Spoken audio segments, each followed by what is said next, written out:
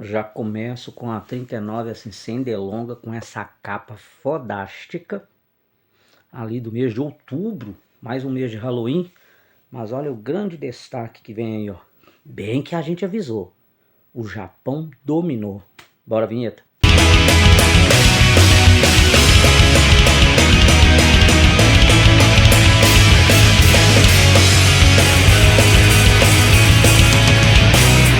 E mais novidades ali, ó. Standalone Complex, de Ghost in the Shell, Shaman King, Beyblade, Vampiromania. Entrevista, falamos com o seu peru, o Scooby brasileiro.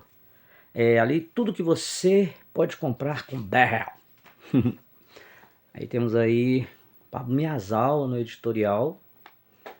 Nas primeiras linhas aqui, ó. E o Império venceu. Não estamos falando exatamente de uma guerra, mas o fato é que, na área do entretenimento, nenhum outro país é mais bem sucedido quanto o Japão. Lembrando aí, contexto pessoal, ano de 2002, os animes estavam arrebentando, boas e muitas opções, outras opções mais ou menos também, lá no Tio Sam, aqui no Brasil e no mundo, e bicho, tava pegando legal, todo o aparato ali de mangá, animes e afins vindo direto lá do Japão, cara. E de cara, ó, Standalone Complex é a nova série baseada no mangá clássico de Masamune Shiroki. Qual mangá é esse, pessoal? Sim, quem respondeu aí Ghost in the Shell, com a tradução assim bem lenga-lenga, o fantasma do futuro aqui no Brasil. Foi recebido com festa pela crítica por ser o filme certo no momento certo. Surgiu quando tantos animes quanto a temática cyberpunk ligada à internet estavam em alta. Como resultado, o anime é hoje considerado um dos mais importantes dos anos 90, aqui falando do primeiro filme baseado na obra. E aí, no caso, 7 anos depois, o GHS, né, o Ghost in the Shell, volta a ser assunto com a continuação do mangá direto ali do Masamune Shirow ali, trazendo uma Machine Interface, que é ali uma nova série para TV. Tava ali com os seus 26 episódios mais ou menos, legal pra caramba. Eu acho até que essa série ela saiu antes do segundo filme, acho que é Innocence, né, o Ghost in the Shell. Pô, cara, outro filme também bem cabeça, arrebentado pra caramba. E rendeu tanto que saiu muito mais outras séries de Ghost in the Shell. E saindo até atualmente, viu, gente? Mas por causa pra mim, né, na grande competência da obra, tá bom? E aqui no caso trouxeram uma entrevista com o Kenji Kamiyama, ali, o diretor de Standalone Complex, falando sobre a criação da nova série. E aí tá assim, ó, Ghost in the Shell é um sinônimo de qualidade para muitos fãs. Como a Production ID, no caso ali a IG, muito conhecida também, trabalhou esse mundo já estabelecido por Masamune Shirow, quem teve a ideia de criar uma série de TV. Aí a Production ID estabeleceu um bom relacionamento com o autor durante a produção do longa-metragem do jogo para PlayStation. Era natural partirmos para um novo projeto relacionado a Ghost in the Shell. E continuou bem pra caramba. Olha o Gaius aqui, ó. O Gaius da série, porque parece um pouquinho com o Gaio mesmo, viu, gente? Aí aqui mostrando o Motoko Kusanagi, né, a heroína do novo longa-metragem da nova série. Tem uma pergunta bem legal aqui, ó. Você espera que o estilo mais maduro da série tenha impacto no mercado, que já está saturado com séries bonitinhas? Estavam mais interessados em criar um drama sério do que um anime bonitinho. Já existem muitos deles no Japão e achamos que estava na hora de fazermos algo diferente. Bacana demais, com toda certeza. Olha em casa. Aí no caso mostrando a Simone. Gente, isso aqui é bem interessante, olha. A mulher aí ao lado não existe. Ela se chama Simone, um trocadilho com as palavras Simulation One. É uma atriz de sucesso e foi inteiramente criada por computador. Aí aqui para nessa brincadeira, gente. Claro que isso tudo é conversa, aí no caso, mole, tá, gente? Para promover o filme Simone, que só estreia aqui em abril de 2013. E, bicho, eu nunca vi esse filme, para falar a verdade. Mas aí, no caso, mostrando, né, sobre a modelo canadense Rachel Roberts, que fez o papel, né, justamente da citada, cara. Mas realmente, né, bonitona. Agora aqui, ó, o Retorno dos Cavaleiros, Saga de Hades vira anime no Japão. Pessoal, naquele contexto ali a gente só tinha o que conhecer de Hades pelo mangá. Se já estava circulando ali em São Paulo os originais, aí eu já não sei, porque no Brasil ainda não. Em 2002 a gente ainda estava ali, se eu não me engano, com a primeira parte ainda, não tinha nem terminado a saga de Hades do mangá. Isso aqui ele tentando lembrar de cabeça, né? Porque o mangá ele veio em 2000. Se bem que pode ser possível, assim, 2 anos, né, poxa, então, aqui no Brasil, então sim.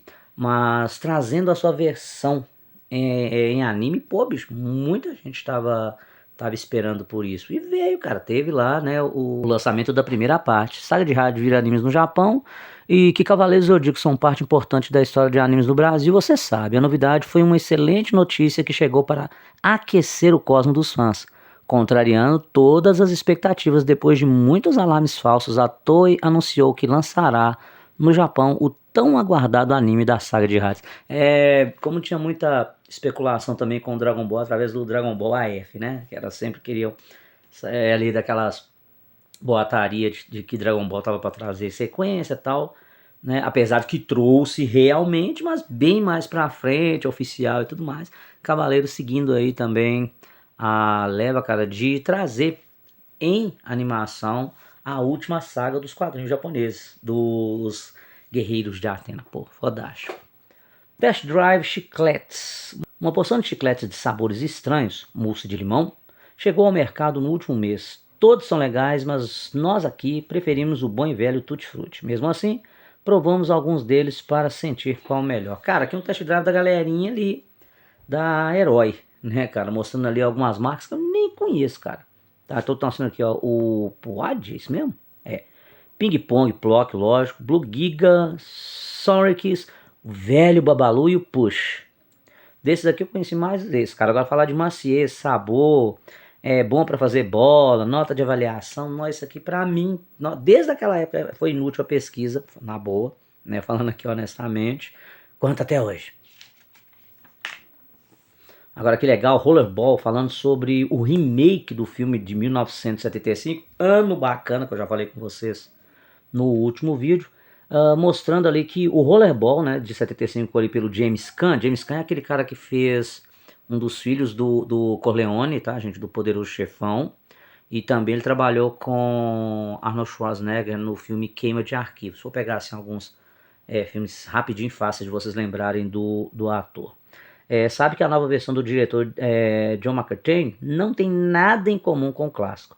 Esqueça as críticas sociais do primeiro, substituídas aqui por um empresário de esportes corrupto que, em busca de audiência, brinca com a vida de atletas. Cara, vale a pena ver, acho que os dois, para falar a verdade. Tá? Fica de imediato ali a profundidade do primeiro filme, que eu acho ele legal pra caramba, realmente. Já passou na televisão. Agora esse aí, foi muito esquecível até, né, cara? Então, tipo assim, teve uma trajetória ali, assim, bem medíocre. Mas você podia fazer ali umas comparações ou não, tá assistindo ali filmes com temáticas iguais, mas um enredo ali bem buscando para outros lados, cara. Eu fiquei muito assim com ele, bicho. Eu achei que ia ser bacana pra caramba, igual o primeiro, mas tem aquela coisa, né, bicho? Da preferência do original. Mas tem algumas sequências, por exemplo, que o seu remake, né, cara, refazendo tudo, saiu-se até melhor, de acordo com algumas opiniões. Exemplo aqui, ó, logo abaixo. 11 Homens e um Segredo, de 2001, com o Brad Pitt, George Clooney, Eddie Garcia. O primeiro era de Frank Sinatra, gente, ó, Frank Sinatra, Dean Martin, aquele mesmo que trabalhava direto e reto parceirão nos filmes do Jerry Lewis, e o Sam Davis, né, cara. Nessa pegada aqui, nós tivemos o quê? Acho que foram 3 ou 4 filmes, velho. E tivemos até versão feminina. A Mosca The Fly de 1987, o original é de 1958, que é a Mosca da Cabeça Branca, né? Não tem a metade do suspense e das cenas nojentas de refilmagem estrelada por Jeff Goldblum. E é verdade, cara, fui dar umas pesquisadas e olha que o 2 também é muito bom. A Noite dos Mortos-Vivos, The Night of the Living Dead, 1990, a refilmagem é mais sangrenta, nojenta e descabelada que a original de 1968, de George Romero. Como nesse tipo de filme que vale a nojeira, ficamos com a versão de 90, mas ela é muito legal realmente, ficou muito bacana. Rumo ao Tetra, Herói é eleita a melhor revista de 2001. Não teve para ninguém na história em quadrinho, né? O HQ Mix 2001. a Herói ganhou pelo 3º ano consecutivo o prêmio de melhor revista de quadrinhos brasileiro, olha aí, ó. E dentre outras lançamentos também da Conrad, né? Teve aqui melhor graphic novel estrangeira e o Sidney Guzman, editor de mangás, ele também ganhou um prêmio ali de melhor jornalista de quadrinhos, né, cara? Então, a redação e a galera lá agradecia muito, estava muito feliz. Realidade de mentira, Big Brother, Casa dos Artistas, Ilha da Sedução, você ainda não viu nada. Aí que nesse espaço aqui é falando um pouco de outros reality que já estavam bem na moda ali naquele período, e aí falando de alguns exemplos que ainda estavam acontecendo lá fora, que eram dentre eles The Amazing Race, 11 equipes formadas por 2 grupos e 2 pessoas, rodam por diversas partes do mundo. Tem Lost, não é o seriado, tá? 6 pessoas são largadas em algum lugar do mundo com pouco dinheiro. O objetivo é chegar primeiro à Estátua da Liberdade para ganhar $200 mil. Gente, rendeu só 3 episódios esse negócio, só pra vocês terem ideia. Deve ter feito um sucesso, né? E o Fear Factor, que tal cumprir missões num tanque com jacarés? Ser enterrado com vermes, subir num caminhão em alta velocidade, isso é Fear Factor. Existe também na versão só com subcelebridades como o rapper Coolio. Nunca vi, mas eu já ouvi falar desses reality aqui, mas eu não era muito pegado aquele. Já tive curiosidade de assistir aquele No Limite que tinha, né? Como eu já falei, próprio Big Brother e Casa dos Artistas já vi também. Não vi Ilha da Sedução, só assim alguns flashes, né? Algumas propagandas que a emissora mostrava, acho que ela passou, foi não sei se ela foi na SBT ou na Record, alguma coisa assim. E nós temos uma aranha, essa aqui é uma novidade bem legal, que é o DVD do Homem-Aranha, do primeiro filme ali, ele chegou primeiro lançado no Brasil, até antes do que os Estados Unidos. E estava ali com um preço sugerido a R$ 39,90. E aí mostrando aqui o que tinha, né? De extra, né? Os testes de cena, erros de gravação, cenas excluídas. Com certeza tem ali a cena, eu acredito, né? Eu acho que eu não tenho DVD dele assim, não. Tem que olhar ali na coleção. Tem uma coleçãozinha. Sobre aquela cena que eu falei do helicóptero preso entre as 2 torres gêmeas lá de World Trade Center, que teve que ser cortado. 2 making-offs, tem aqui o Homem-Aranha Mitologia do século XXI, isso aqui é interessante, que é documentário. Arquivos do Spider-Man para fãs e perfil de Sam Raimi, ali o diretor. Um versus de respeito que eu achei aqui, vai pegar o Kit e o Max 5, ou o Macagogogo, ali, carro do Speed Race com carro Kit de Michael Knight ali no seriado aqui como super máquina. Aí nós temos aqui os fatores: nostalgia, vitória do Max 5. O único autor seria ali o DeLorean de Volta para o Futuro. Questão de nostalgia, né? Porque Speed Race é anos 60 ali, mais ou menos. E o Kit ali anos 80. Características marcantes ali tem, ó, é um carro que fala. Pronto, só isso, cara. Tipo assim, você dá bom dia e ele responde bom dia. E o Max 5, você imagina ele ali saltando com 2 serras abertas e aquele som põe. Cara, eu adorava quando ele fazia aquilo no anime, pô. Mas aqui deu pro Kit. Equipamentos, vitória do Max 5. Ele tinha bem mais equipamentos do que o do próprio Kit na primeira versão, né, cara? O Kit teve um up no meio da série ali, quando ele lutou contra um tanque que arregaçou com ele todo, que ele foi forçado a sofrer por algumas modificações. Ele voltou muito irado. Se pegasse aquele da segunda versão, sei não. Piloto, vitória também do Kit ali, ó. Venceria o Speed numa briga ali, o Michael Knight, né? Porque o Speed era um garoto, pá, aquele negócio todo. E potencial para atrair garotas, a vitória é do Kit. Desligue a luzinha na frente e garota nenhuma resistirá. Cara, eu não tinha nenhum problema com aquele negócio da luzinha. Aqui foi bem zoeira. E quem ganhou raspando foi o Kit, que isso prova que os anos 80 estão mesmo em alta. Mas 2 carros que, velho, confesso pra vocês que os 2 na frente assim, o coração bate. Não, qual que eu iria dirigir primeiro? Em coisas legais, todo mundo sabe que outubro é o mês das crianças e criança adora brinquedo. Mas sei que muitos de vocês não são crianças e ainda gostam de brinquedos. Eis aqui alguns sites para você que já é crescidinho, matar saudade. Pô, legal demais, hein? Mostra aqui ó, alguns sites sobre ação militar, lidos de G.I. Joe, fodástico. Acho que vou falar de todos aqui, tá? Loucura colecionável, ali sua dedicação, site dedicado aos fãs de bonecos de ação colecionáveis. Aqui o forte são as matérias sobre séries que estão sendo lançadas no Brasil e nos Estados Unidos. Bonecos do tio Mac. Mac é o que? McFarlane, né, gente? Que é o Spawn aí. A linha de brinquedos do McFarlane, bicho, tava fodástico. Não era nem essa linha de brinquedos, a linha de figures dele era Coisa maravilhosa. A loira cinquentona, nós estamos falando nada mais nada menos que Barbie, tá? Playmobil, outra coleção muito conhecida aí, anos antes, né, cara, do que a popularidade de outras linhas, do Lego e até mais, mas o Playmobil tava ali firme e forte, viu? Ainda aparece de vez em quando algumas coisas aí da coleção Playmobil, tá?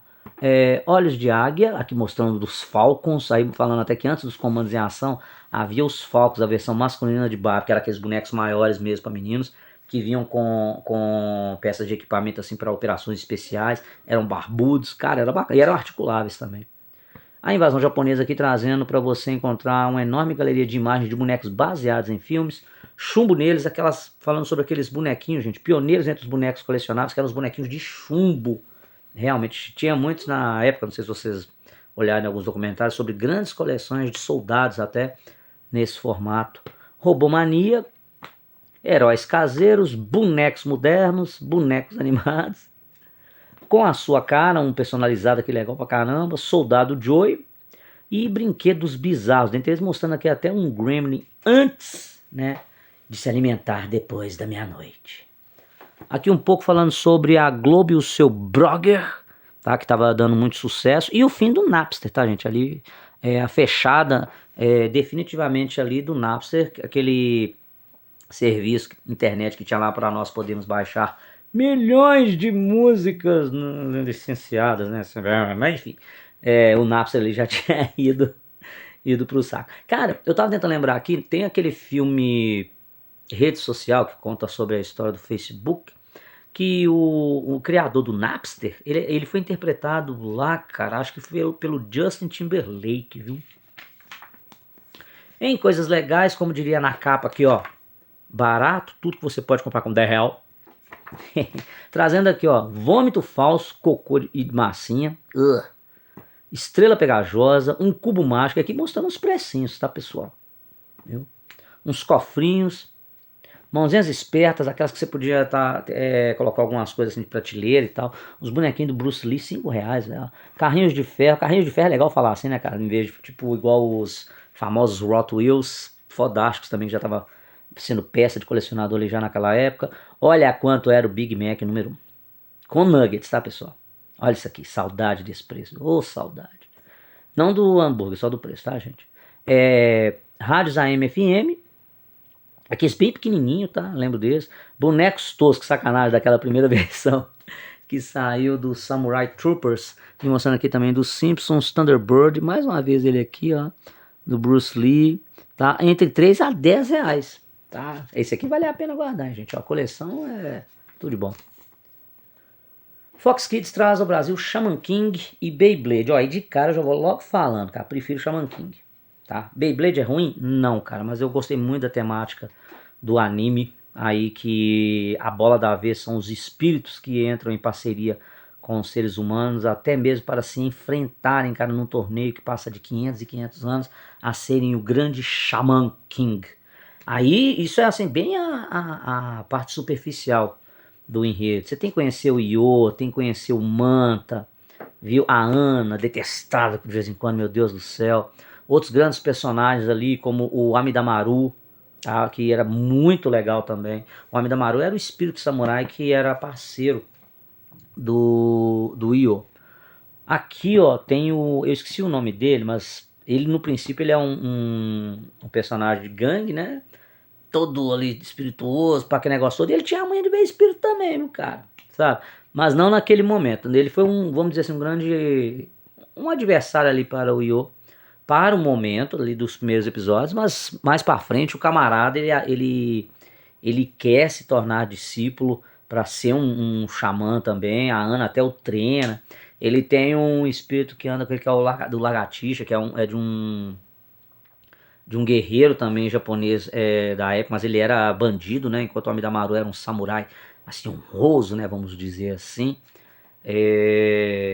O enredo do anime, pra mim, ele vai ganhando muita progressão, crescimento dos personagens, alguns detalhes de umas lutas ali que a Globo, a Globo picava, velho. Foda, nossa, a Globo picava. A dublagem não era ruim, Mas parecia que o ritmo, devido a essas edições, né, cara, tal, acabava arregaçando com o anime. Na Rede Globo eu acredito que ele não tenha passado todo, porque ele chegou a passar, né, aqui tá falando do Fox Kids, mas ele passou na Rede Globo também. Mas vale muito a versão dele original, tá? Que saiu em DVDs aqui na época. E o mangá, cara, pô, foda, mas foda demais. Enquanto isso, Beyblade era aquela onda que já podia esperar que ia vender muito peão. E vendeu, cara, vendeu. Só pra vocês terem ideia o tanto, cara, porque era desde lojas especializadas até os camelôs, como falou aqui, né, cara, eram de vários tamanhos, isso aqui, a tremalheira e os peões de metal, cara, batendo um no outro ali, soltando luzinhas, faíscas. Meus amigos aqui da região faziam até com catraca de bicicleta só pra participar da brincadeira. Apelação danada, né, gente? E rendia, beijo. O enredo é bem mais simples, né, em relação aos personagens e ali no seu pano de fundo, né, com a história de cada um, tal, é aquela coisa de cada um ser o campeão do torneio da Beyblade, pá. Agora um grande atrativo é que cada peão desses aí assim soltava umas feras mágicas, né, umas feras tecnológicas no caso, bicho, que mostrava poderes através desses brinquedos. Rapaz, isso aí chamava atenção pra caramba. Eu assisti só a primeira temporada, mesmo assim, como eu disse, acompanhando ali com os meus filhos, né, cara? Mas ele teve mais, viu? Ele teve bastante. E depois dele veio também aquele Bakugan, tudo no estilo assim, ó. Que era pra vender, logicamente, né? O brinquedo da vez. O bicho fez muito sucesso. Não, fez muito, muito sucesso mesmo. Agora, a questão assim para os mais velhos, em questão de anime, é bem bobinho, né? A verdade. Mas é anime pra todos os gostos. Esse você pode falar que é um anime para criança, viu, pessoal? Agora, tinha algumas coisas aqui, por exemplo, em Shaman King, que não podia ser muito bem uma criancinha não, viu? Só pra dar uma moral aí. Vamos lembrar de Fausto, né? Aquele chamado é legal demais. E a Mephistoe dele. Pô, cara, era muito bacana. Tinha saído uma outra versão também mais ligada ao mangá do Xamã, que tava muito legal.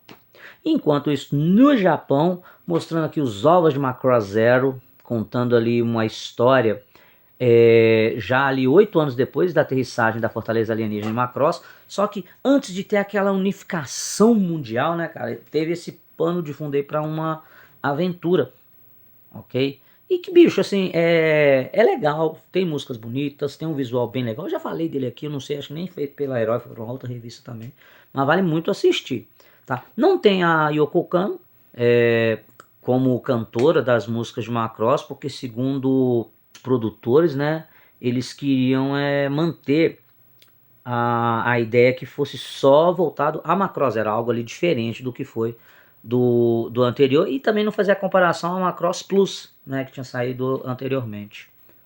Filme do Digimon Frontier, o Digimon Frontier era a quarta aventura de Digimon que já estava em filme lá no Japão, enquanto aqui nós estávamos tendo Tamers aqui, tava rolando lá no Japão a estreia nos cinemas.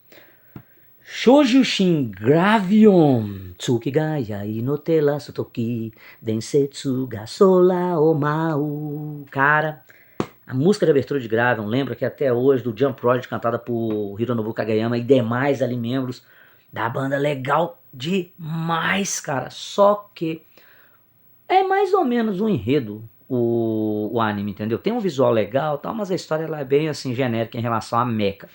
Ó, gente, detalhe, opinião. Tá bom? Opinião. Tem ali a participação do design de Fatal Fury e Go Kaiser, né? Faz a sua estreia em direção ao anime ali de gênero super robô. Ao lado de Makoto Uno, o character design de Love Hina. Então tem as pegadas. Você pensa, pô, vai ser do caramba então. É mais ou menos, sabe? O ritmo eu achei ele bem... Tem outros animes de super robôs melhores, ok? Mas vale a conferida, viu? Com certeza. Ova Futarieki. Esse aqui é legal demais, mostrando de uma outra forma, não é assim bem aquela coisa hentai, sobre um casamento arranjado entre os personagens ali que teve de Makoto e Yura, né? É um anime isso aí, tá, gente? Buscando ali uma verdadeira relação entre marido e mulher. Os dois inexperientes resolvem aprender juntos tudo sobre a arte do amor. Caramba. Pense na série Os Normais da Globo, entendeu? Só que com japoneses e em versão anime. Aqui a promoção Herói Homem-Aranha para você ganhar esses DVDs. Essa promoção eu não participei. Essa aqui ficou legal demais, gente. A Vampiromania é mais antiga do que você imagina, por Eduardo Torelli. Essa aqui vai levar um tempinho, hein? Porque faz uma linha muito legal desde 1047, surgindo ali os primeiros relatos sobre uppers, criaturas bebedoras de sangue. Tá? Nós temos aí, vamos lá, 1431, quando nasce Vlad Tepes. 1560 nasce Elizabeth Bathory, a Condessa Vermelha, assassina confessa de 600 mulheres.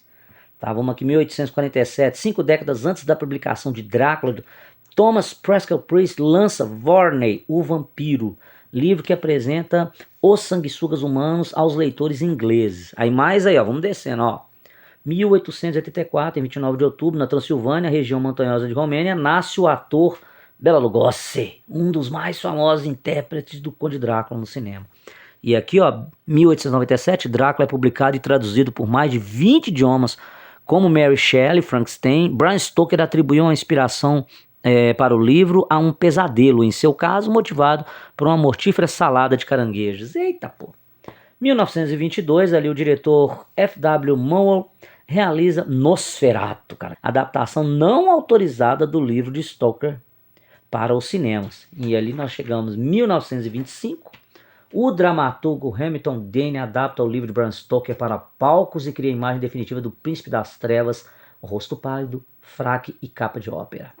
Descendo aqui ao 1930, o castelo de Vlad Tepes é descoberto por pesquisadores e transformado pelo Departamento de Turismo da Romênia em parada obrigatória para turistas. Em 31, o próprio Bela Lugosi estrela Drácula, filme produzido pelo Estúdio Universal. Com o sucesso da produção, a Universal decide realizar uma série de filmes do gênero como Frankenstein, A Múmia, O Lobisomem e O Homem Invisível. 1936, a filha de Drácula, com Gloria Holden vivendo a vampirona Maria Zaleska, ou Maria, né? Estreia ali no cinema. Essa é a primeira continuação do clássico de 31, é seguida por O Filho de Drácula, com Lon Chaney Jr. 1958, nós temos ali, ó, esse aqui foi bem interessante, ó.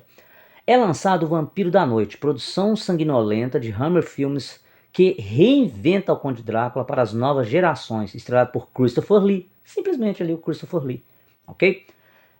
Primeiro Drácula com dentes pontiagudos de que se tem notícia. O filme fez tanto sucesso que inspirou outras peripécias vampíricas como Drácula, o Príncipe das Trevas, Horror de Drácula, Os Ritos Satânicos de Drácula, lançados ali pelo mesmo estúdio. E logo abaixo ali nós tivemos, caramba, o divertidíssimo, eu achei muito divertido, tá? Roman Polanski ali dirigindo o primeiro terrir, inspirado no tema A Dança dos Vampiros. Ali na trama, o professor Ambrosio, Jack McCogan e Alfred, né, o Polanski, tentam exterminar a corte de sanguessugas liderada pelo Conde von Kroklock, ali por Fred Manning, velho. Muito bacana. Das antigas, você assistir na Rede Globo. Não precisa nem falar, né? 1969 foi quando foi criado, tá ali, a Vampirella. Simplesmente a Vampirella.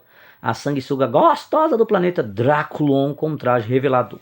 Em 76 nós temos ali na Marvel, transformando Drácula em protagonista de uma história em quadrinho.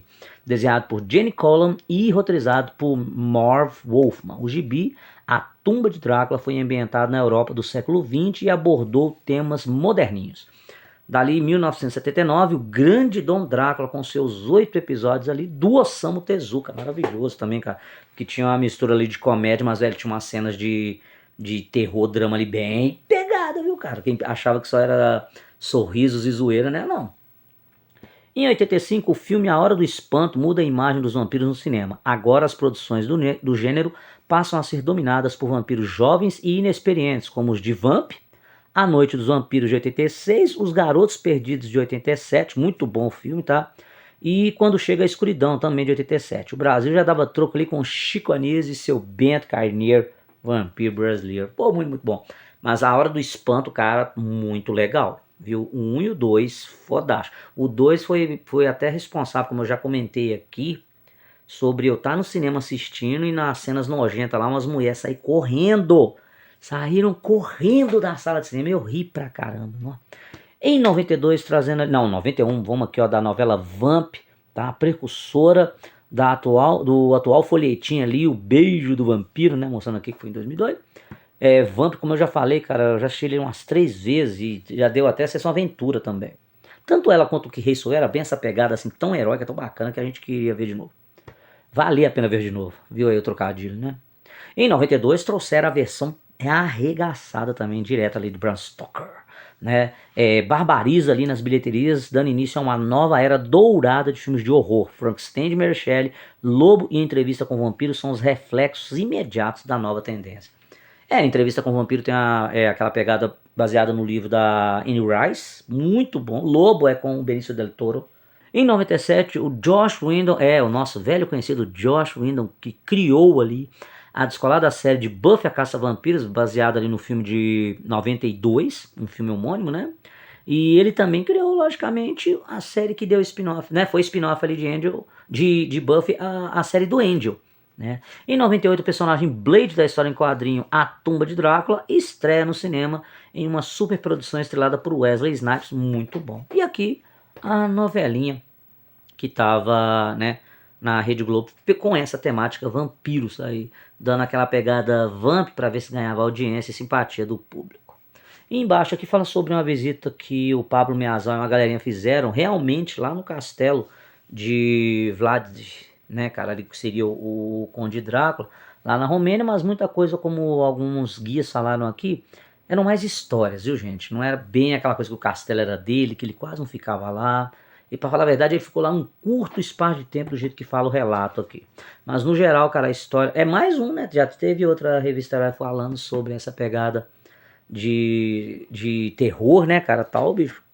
Ali enfatizando mais o universo vampírico, bem legal. Pronto, galera, a vitória do Japão. Desenhos, mangás e games são as armas na conquista do entretenimento ocidental, por Marcel R. Goto. Aqui me deu saudade do Alexandre Nagado, mas o Marcel fez um compilado aqui bem legal, né? Um artigo bem bacana a respeito de como estava o contexto sobre todo o material de entretenimento japonês que estava alcançando o mundo através de filmes, séries, grandes sucessos ali como o ali do Hayao Miyazaki, muita coisa que foi feita também pelo próprio Osamu em vida, que depois, bem anos depois, ganhou aí ascendência fora do país, né, cara? E realmente muito bem recebido pelo público que, cara, de repente estava também um pouco cansado de uma mesma fórmula, ali dos heróis ocidentais e tudo, né? E abriram esse mercado. E o mercado, rapaz, eles vieram com tudo. Aqui mostra um visual de Abenobashi, mais um dos desenhos que certamente será exportado. Cara, se for aquele Abenobashi Mahou Shotengai, meu amigo, prepara para rir, mas rir muito. Aqui mostrando sobre a série Chobits, os maiores otakus do universo. Tá? O portal de saída do Japão, justamente falando aqui, ó, os números dão a dimensão da conquista. A indústria de quadrinhos responde hoje por cerca de 40% de material impresso no Japão. Lembrando, contexto 2002, semanalmente a revista Shonen Jump, conhecida dos brasileiros por ser a casa de Dragon Ball Z e One Piece, vende 3 milhões e meio de exemplares, 20 vezes mais do que a história em quadrinho mais vendida atualmente nos Estados Unidos, Transformers Generation 1. E nós estamos falando aqui de 3 milhões, gente, assim, em tiragens semanais, cara. Vocês sabem o que é isso? Eu li muita coisa a respeito, né, dessas vendas, né, da Shonen Jump. Tem outras lá também, não tem a Shonen Sunday, tem a outras lá que tem das editoras da Kodansha e tal. Mas, velho, nós estamos falando de milhões de exemplares, cara, vendidos ali semanalmente. Bicho, história em quadrinho não tava aguentando isso não. Mas não tava mesmo. O negócio também era como é que era feito a distribuição, né? Material mais barato, assim, material com papel mais barato, para não eram os grandes tocorrons, que eram aquelas versões assim mais caprichadas, coloridas e tal. Mas, meu filho, a circulação do mangá não, continua sendo assim, estupenda. Então, tava para chegar realmente a hora de ganhar voos, né, cara, assim, de ultrapassar as fronteiras e realmente ganhar a simpatia da galera. Aí aqui mostra mais um exemplo também de robôs gigantes como o Shingeta Robô, são características marcantes dos animes. Isso aqui dos robôs mais clássicos ainda, tá?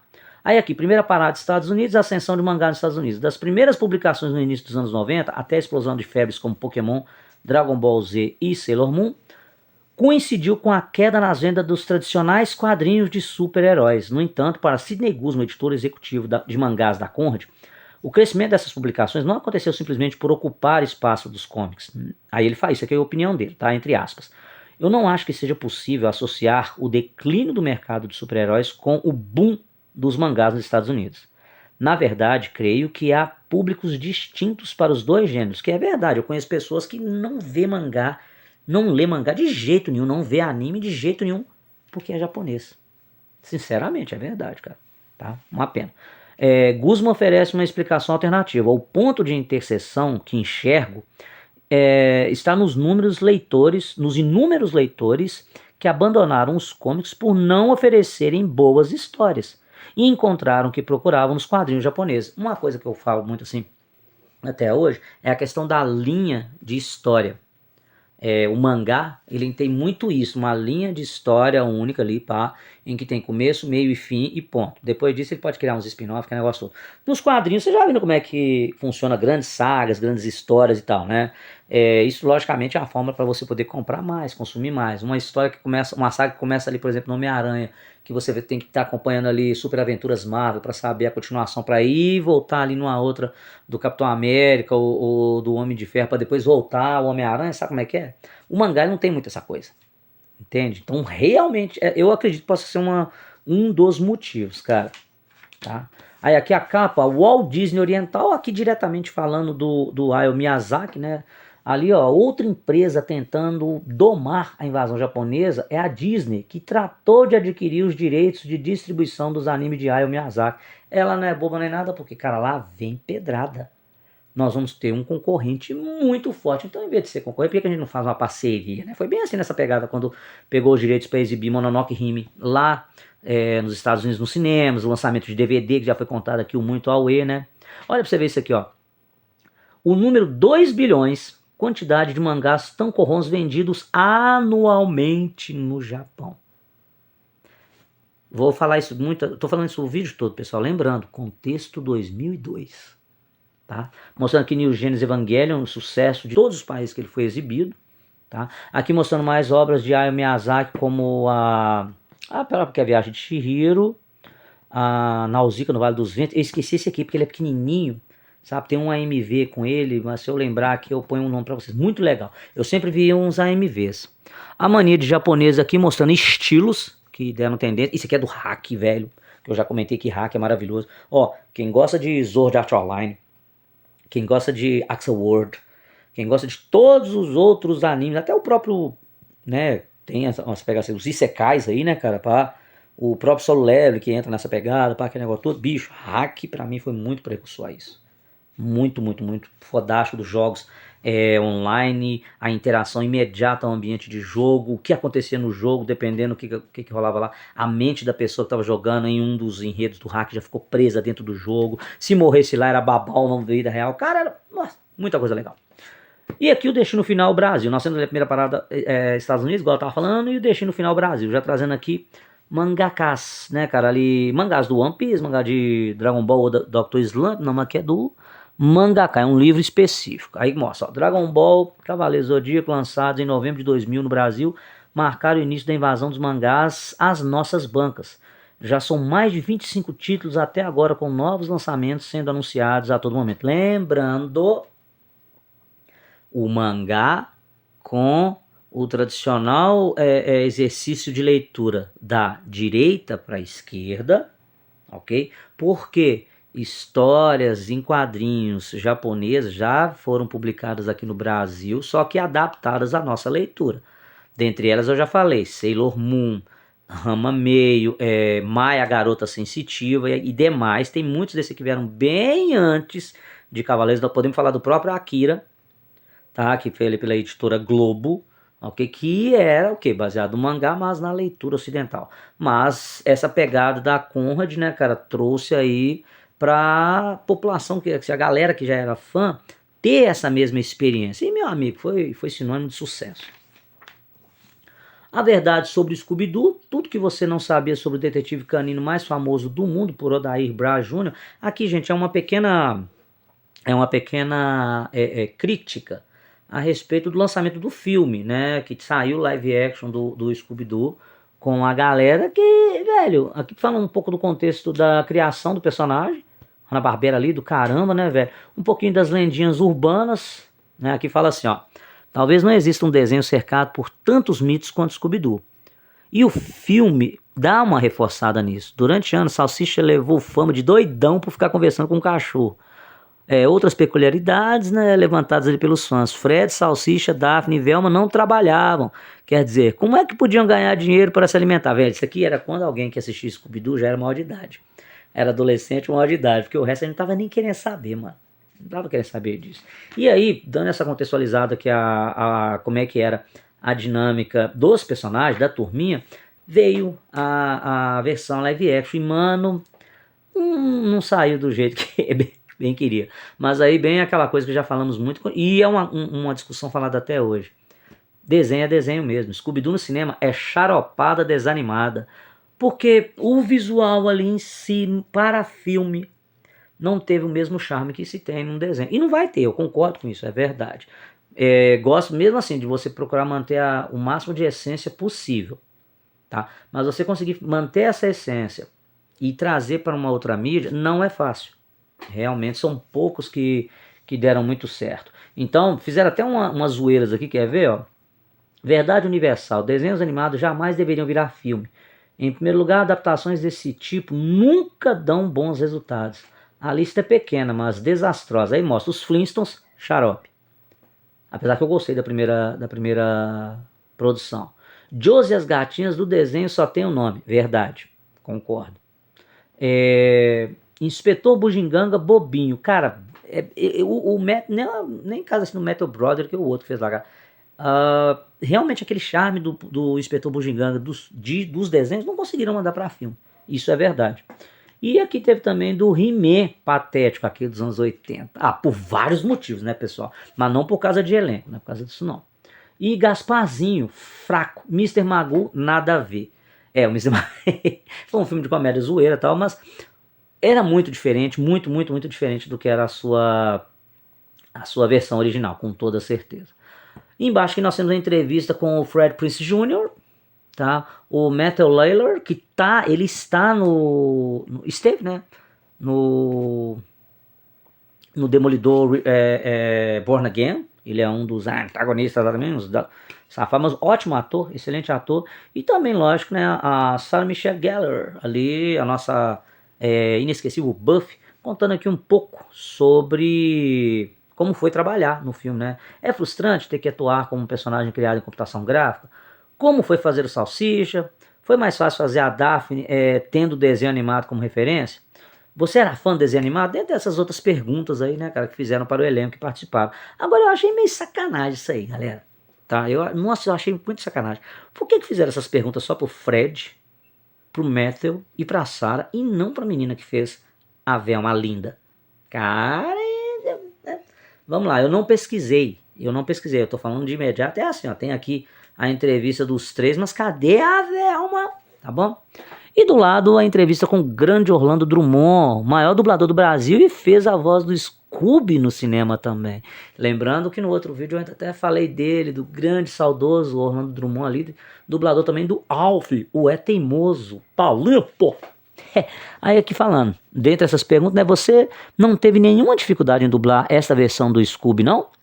Aí o Orlando respondendo, faz questão de falar uma das respostas dele assim, né? Não há diferença no meu caso, porque o filme tem pessoas de verdade, mas o Scooby-Doo é virtual. Praticamente a mesma coisa do desenho animado. Além disso, dublei o Scooby novamente há pouco tempo, então estou sempre trabalhando com ele. O Scooby já me deu muita alegria junto à criançada. Pô, legal, né, cara?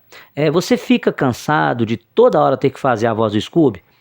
Não tem problema, gosto muito e faço para todas as pessoas. Faço shows e coloco uma parte de dublagem com o Scooby, Popeye, Alf e Gargamel. Não, Gargamel também, engraçado. Então, assim, para nós mais vividos, né, cara, falar de Orlando Drummond, falar de dublagem é maravilhoso, né, cara, pô. E, infelizmente, mesmo com a presença dele lá e tal, o filme, ele não agradou tanto, mas rendeu novas sequências, né, velho? E cada uma opinião, Renata aqui, tá, gente? Pior que a outra. Ixi, me colocaram a Sarah Michelle Gellar como uma Daphne, mas uma Daphne Buffy caça monstros, né? Se é que vocês me entendem. No limite da realidade, com The Sims Online, os games ficam mais parecidos com a sua vida. Gente, aqui falando sobre um jogo muito popular que estava ganhando ali nas plataformas online, cara, que era para você ali poder jogar fazendo um cotidiano, sendo uma pessoa normal. The Sims, cara. Eu nunca fui muito fã, não vou mentir para vocês, tá, cara? Mas foi lançado lá e, bicho, fez muito sucesso, tá? O game mais popular de todos os tempos. Como pode fazer sucesso um game sem lutas, disputas ou monstros? Os números de The Sims contrariam qualquer lógica. Mais de 16 milhões de cópias do game e suas expansões foram vendidas, o que torna este título de PC mais popular da história. Outro dado curioso, segundo a Maxis, produtora do game, mais da metade do público de The Sims é formado por mulheres. Olha aí que coisa mais interessante, né, velho? E é um mundo, velho, que você fazia de tudo um pouco e, bicho, podia, cara, largar a mão da moralidade, assim, usar muita imaginação, lógico, dentro ali de todos os limites que o jogo oferecia e aparecer ali e acontecer várias situações. Eu não sou assíduo, então para eu falar mais minuciosamente sobre o jogo, eu teria que estar jogando muito ele. Eu nunca fui de jogar The Sims, mas que eu via meus amigos falando, né, cara, e respeito quando você está assistindo uma mídia ou está lendo outra tá, e tem um assunto ali que direto e reto está sendo comentado, no máximo você sobe a antena para saber do que se trata, né? E por ser jogo, né, cara, foi assim que eu conheci The Sims. Falar para você, cara, eu joguei demais esse jogo. Não. E vocês aí, já? Comenta aí. Agora aqui, ó, os games que mudaram a cara da diversão, eles também revolucionaram. Aí mostrou Donkey Kong do arcade, vocês lembram desse aqui? Aí eu posso falar, né, cara? O Doom do PC, joguei pra caramba, bom demais.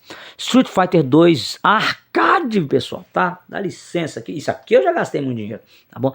Tetris multiplataforma, não, jogava Tetris mais naquele portátilzinho mesmo ali, lá comprado, né, nas quebradas da vida. Mas isso aqui eu já posso falar que eu joguei pra caramba, maravilhoso. Pô, cara, gastava muito seu tempo ali. Ei, bicho, essa aqui foi foda. Olha só, vocês lembram daquelas últimas edições da Herói que eu passei nos vídeos aqui sobre a briga DC versus Marvel, quando tava com a Abril, aí veio a Panini, aí a Panini ficou com a Marvel e a DC ficou com a Abril, vocês lembram? Até lá, dá uma olhada aqui, ó. Panini é a nova casa de Batman e Superman no Brasil. Simplesmente, ó, eu posso falar assim, ó. A Abril não aguentou. A Abril não aguentou a empresa italiana, Panini aí tomando conta. E ela pegou para tomar conta e resolveu mudar muita coisa, né, cara? A intenção é transformar a DC num universo coeso e não desencontrado como vinha acontecendo. Alfinetada aqui, viu, gente? E aqui é o Elcio de Carvalho, diretor da Mitos, falando. E o que vem por aí? Nos 3 primeiros meses, a intenção da Panini é publicar edições com histórias fechadas, sem nada muito complicado. Grandes crossovers, por exemplo, se acontecerão quando os títulos estiverem consolidados. Passamos 20 dias estudando tudo que aconteceu nos 3 últimos anos. Foi como montar um quebra-cabeça. A intenção é transformar a DC num universo bastante coeso, como está falando aqui, né? Mas o que não é o que estava acontecendo. Fizemos o possível para encaixar os melhores personagens de uma forma racional. Assim, as minisséries e edições especiais sairão nos momentos adequados da cronologia das revistas da linha. Porque tava uma bagunça, velho. E aí mostrando novamente os mais, ó, Superman, Batman, Mulher Maravilha, Flash, Lanterna Verde, Arqueiro Verde, Liga da Justiça, Capitão Marvel, Gavião Negro, Gavião Arqueiro da Marvel, pô. Aquaman, Homem Borracha, Ajax, Starman, Asa Noturna, Novos Titãs, os heróis mais populares do universo DC Comics, cara. Então agora ali, né, naquele contexto, pá, que tá até hoje, se eu não me engano, bicho, você faz a assinatura Panini aí, apesar de, pra mim, ela dá umas quebrada, velho, nessa assinatura. Tem ali, né, a casa da DC e da Marvel. Seu Elvis, amigos, tudo tem um final. E esta coluninha aqui não estará mais aqui a partir da próxima edição. Claro que vou continuar respondendo as cartas, mas este espacinho aqui acaba de ser retirado de mim. Não vou dizer que não fico desgostoso com a decisão, afinal era um espaço mais para eu trocar aquele dedinho de prosa com você. Fazer o quê? Mas tudo bem, darei o meu recado através das cartas.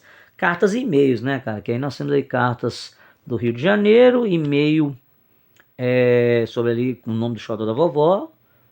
Carta de Formiga, Minas Gerais, legal, cara, bacana mesmo. Cartas de São Paulo, mais uma de São Paulo. Distrito Federal, Ceará. E nós temos aqui também ó, duas do Espírito Santo. Isso aí, ó. E Elvis mandando ver ele ainda, né, na Herói, na sua sessão, né, cara.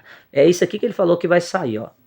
Tá bom? E eu não teve como, eu tive que ir lá dar uma conferida, porque eu não lembrava se realmente isso aqui saiu depois, aí é bom você ver o próximo vídeo. Continua acompanhando. Respostas cretinas para perguntas imbecis. Elvis, é bonito ser feio? Pergunta do Danilo Silva Gomes. Essa aí é da boa, hein?